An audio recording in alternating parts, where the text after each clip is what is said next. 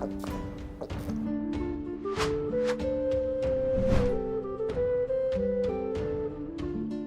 Moin, hallo und herzlich willkommen zu einem neuen Video hier auf meinem Kanal. Heute gibt es ja eine Runde Shakes and Fidget.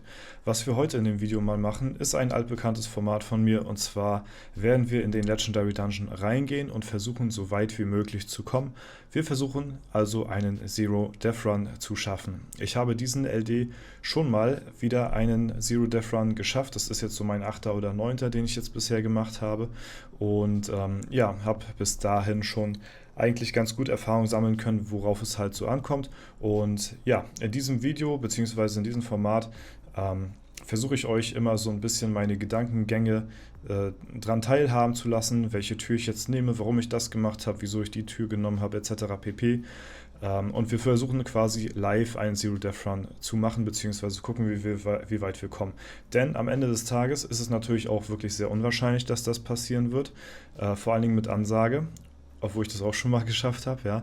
Und ja, am Ende des Tages ist es auch wirklich sehr, sehr glücksabhängig. Es kommt sehr drauf an, was wir in den ersten Türen so bekommen werden, und deswegen gehen wir mal rein und schauen wir mal, wie weit wir kommen. Ja, wenn ich sowas mache, beziehungsweise generell den Legendary Dungeon starte, ist es ja wichtig, am Anfang relativ viele Schlüssel zu farmen. Ja? Das heißt, man versucht in den ersten 25 Etagen so viel wie möglich Schlüssel durch die Monster zu bekommen, heißt, man versucht, viele Monster anzugreifen.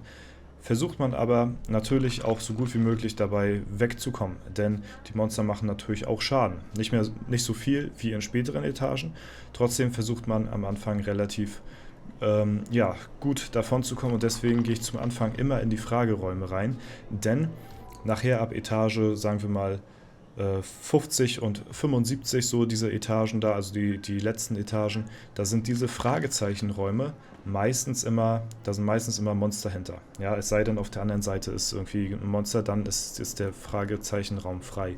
Falls nicht, ist meistens immer ein Monster hinter. So, und am Anfang, in den ersten 4, 5 Räumen, ja, ist es meistens so, dass hinter den Fragezeichenräumen Fässer, Truhen, Kisten oder sowas lagern, und deswegen gehe ich zum Anfang per se immer auf die Fragezeichenräume, in der Hoffnung, halt eben einfach einen guten Buff mitzunehmen, damit wir die Monster leichter besiegen können. One-Hit-Wonder, ein Heal oder sowas, vielleicht auch ein Fallenentschärfer oder sowas. Darauf spekuliere ich am Anfang, und deswegen ja, nehme ich das Risiko zum Anfang in Kauf, um halt eben so einen Buff wie diesen hier zu bekommen. Genau, um halt eben einfach ja, drauf zu gambeln, dass wir am Anfang in den ersten paar Etagen ein paar gute Buffs kriegen, um halt günstig hier durchzukommen. Ja, und das sieht nämlich schon mal ganz in Ordnung aus hier. Deswegen meistens nehme ich diese Buff-Truhen mit. Diese Glücksrad-Truhen sind natürlich auch ein Gamble. Deswegen kann was Gutes drin sein, was Schlechtes. Ich versuche einfach mal mein Glück. Verbirgt sich ein Fass hinter, und okay, wir haben hier die starke Verschlüsselung. Ich nehme diese Glücksradtruhen zum Anfang auch immer sehr gerne mit, weil meistens sind dort Debuffs dahinter, die euch nicht so stark beeinflussen. Ihr könnt natürlich Pech haben und sowas bekommen wie diesen Rüstungsreduzierungsbuff, dass ja, Monster mehr Schaden machen, oder halt Poison. Ansonsten die restlichen Debuffs sind nicht wirklich maßgebend, bei den Anfangsetagen zumindest. Sowas wie minus 80% ausweichen ist nicht schlimm, weil ihr wollt ja sowieso kämpfen, die ersten Etagen. Ja. Was könnt ihr noch bekommen? Ja, Goldreduktion ist im Late Game sowieso für mich nicht mehr relevant.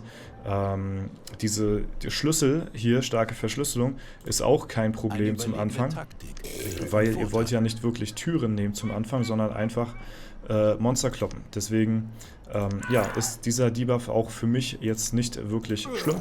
Und deswegen bin ich bereit, zum Anfang auch meistens immer das Risiko einzugehen.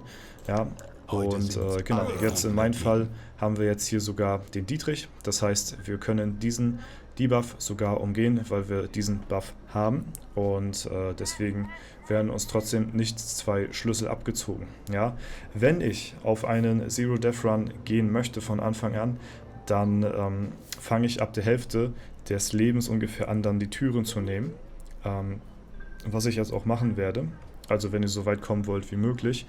Am Ende des Tages ist es nur wichtig, dass ihr so bis zu, sagen wir mal, 4, 5 Schlüssel rausgeht, wenn ihr die erste Etage, die ersten 25 Ebenen abgeschlossen habt. Ja, wenn ihr dann noch so, sagen wir mal so 5 Schlüssel übrig habt für die nächsten Etagen und versucht euch dann damit zum Schlüsselhändler zu manövrieren. Ja, ansonsten, wenn ich das nicht mache, nehme ich auch ab und zu mal einen Tod extra in Kauf, um halt einfach nochmal mich hier zu reviven, um noch mehr Schlüssel early zu bekommen, weil lieber einmal early hier sterben und mehr Schlüssel hinten raus haben, als hinten raus keine Schlüssel haben und dadurch doch häufiger sterben, weil die Monster mehr Schaden machen. Ja, ich versuche so ein bisschen, wie gesagt, meine Gedankengänge hier zu verfassen. Ich hoffe mal, das ist so einigermaßen verständlich alles. Und ja, deswegen gucken wir mal.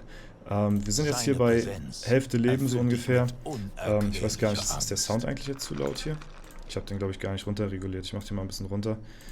Ich weiß jetzt nicht, ob der zu laut ist, sorry.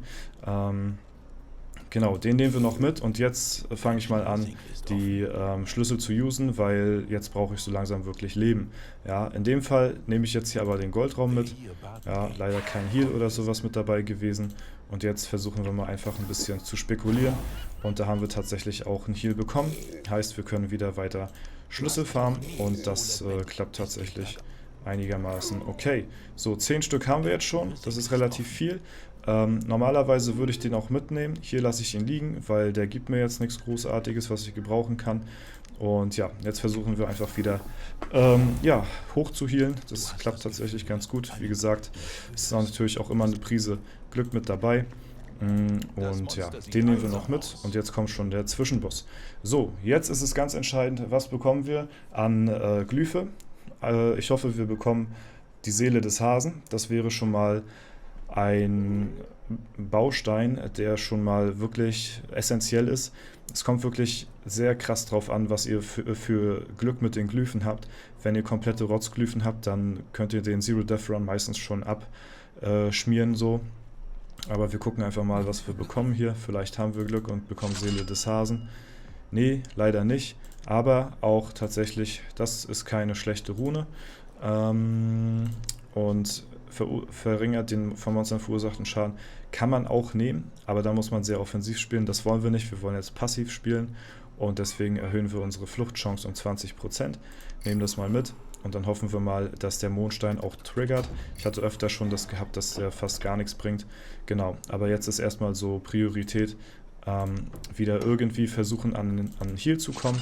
Und jetzt versuchen wir erstmal so weit es geht, Schlüssel aufzubewahren, falls wir so eine Situation haben, eine Tür und eine Falle. Die Fallen wollen wir natürlich so gut es geht vermeiden. Deswegen deswegen braucht ihr auch immer noch so, deswegen sage ich so, 4 bis 5 Schlüssel ist optimal, wenn ihr die noch habt für diese nächste Etage. Dann habt ihr noch so, wenn ihr 5 Stück habt, habt ihr noch so einen auf Reserve. Falls ihr so eine Situation habt und durch eine Tür müsst, weil auf der anderen Seite eine Falle ist, ja, und dann habt ihr noch 4 oder 3 Schlüssel über für entweder einen großen Heal oder einen großen One-Hit-Wonder. Ja, großer One-Hit-Wonder kostet 4, großer Heal 3 und deswegen ja, solltet ihr das immer aufbewahren und dann könnt ihr euch wieder hochhealen und dementsprechend ein paar Schlüssel farmen für die nächsten Etagen. Gut, wie sieht es hier aus? Ja, das ist ein Debuff, der jetzt kein richtiger ist für mich jetzt persönlich, deswegen kann ich das verkraften und jetzt hoffen wir einfach drauf, dass wir ein bisschen Glück haben hier mit dem Ausweichen. Wie gesagt, wir haben jetzt hier die Rune am Start. So, hier machen wir Folgendes, hier gehen wir durch die Opfertür, denn die Opfertür alleine macht ein bisschen weniger Damage als die Falle hier und hinter der Falle könnte sich auch noch ein Monster verstecken, wo wir doppelten Schaden kriegen, das ist bei der Opfertür nicht der Fall. Deswegen nehmen wir diesen kleinen Schaden in Kauf. Eine bessere Wahl hatten wir ja jetzt nicht und ja, gehen dann einfach weiter. So, das ist natürlich ein Gamble. Wenn ihr low an Schlüssel seid, ja, könnt ihr natürlich hier, also wenn ihr weniger als 3 Schlüssel habt, könnt ihr hier nichts falsch machen, weil weniger als 0 Schlüssel könnt ihr so oder so nicht haben. So, jetzt ist natürlich ein Gamble, wir können auch 3 verlieren hier, weil wir ein paar haben. Wir können Buff bekommen und Gold und ja, ich meine, die Chance, dass wir was Gutes bekommen, ist höher, als dass wir was Schlechtes bekommen. Wir gamblen einfach mal und gucken, was passiert. Wieder ein Debuff, aber leider, oder zum Glück nichts Schlimmes, sag ich mal. Ja, wir gamblen weiter. Okay, hier haben wir Gold bekommen. Wir gamblen nochmal. Wir sind hier ziemlich krass am Gamblen auf jeden Fall. Aber ja, wir brauchen auch ein bisschen Glück, wenn wir wirklich den Zero Death Run meistern wollen. Haben jetzt nichts weiter bekommen, ist aber okay, weil wir haben jetzt 5 Schlüssel und sind hier beim Schlüsselmeister und jetzt können wir uns easy hochhealen. 8er One-Hit-Wonder haben wir hier. Würde ich nehmen, wenn ich über Hälfte Leben hätte. Wenn ich unter Hälfte Leben habe, dann nehme ich immer den großen Heal, weil wir dann hier auf Nummer sicher gehen. So, ja, Ressourcenraum kann man mitnehmen, ist halt eine Free-Etage, sag ich mal so. Ne, da kann nichts passieren. Ja, und jetzt versuchen wir einfach nochmal ein bisschen Schlüssel zu farmen hier. Nochmal einen Heal sogar bekommen, Doppel-Heal, jetzt sind wir sogar Full Life wieder. Ja, die Falle nehme ich jetzt in Kauf, weil dahinter ein Monster ist, aber und wir uns nochmal zuheilen können. Kriegen nochmal einen Schlüssel on top. Und ja, jetzt haben wir Full Life. Ich gamble mit den Fässern eigentlich meistens immer, wenn ich Low Life bin, weil dann könnt ihr sowieso nicht viel Leben verlieren, wenn ihr wenig Leben habt. Deswegen ist das Outcome besser, wenn man ja wenig Leben hat, weil wenn man viel Leben hat, könnt ihr einen Debuff bekommen, wie zum Beispiel 10er Gift oder was weiß ich irgendwie, oder diesen Rüstungs-Debuff und so. Das ist natürlich doof dann. Ne? Trotzdem versuchen wir heute hier mal unser Glück und bekommen Ausweichen. Ja, das ist natürlich for free. Die Falle nehme ich mal nicht mit hier. Und ja, jetzt versuchen wir einfach dann ein bisschen weiterzukommen. Da können wir uns ein paar Schlüssel sparen. Ja, Falle ist natürlich... Aber wir haben ziemlich viele Fallen hier. Das ist sehr, sehr schade. Auf jeden Fall. Aber hier nehme ich auch mal die Falle in Kauf. Weil ich jetzt einfach den Buff hier habe mit der Fluchtchance. Da kann ich ein paar Etagen sparen. Brauche jetzt nicht unbedingt meine Schlüssel zu wasten. Und ja, das ist auf jeden Fall dann jetzt erstmal so der Antrieb. Und jo, da haben wir den Fluchtassistent weg und schon wurden wir das erste Mal getroffen. Trotz Mondstein. Ja, also das hat auch immer nichts zu heißen. Waffe brauchen wir jetzt nicht mehr. Aber wir stehen kurz vorm nächsten Boss.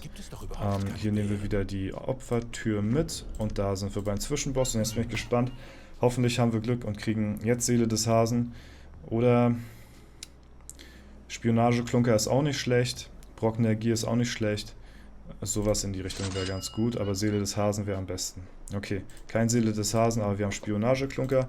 Den nehmen wir mit. Sind ein paar Free-Räume nochmal so hier und da. Mal gucken, ob wir auch Glück haben und ein paar offene Räume kriegen.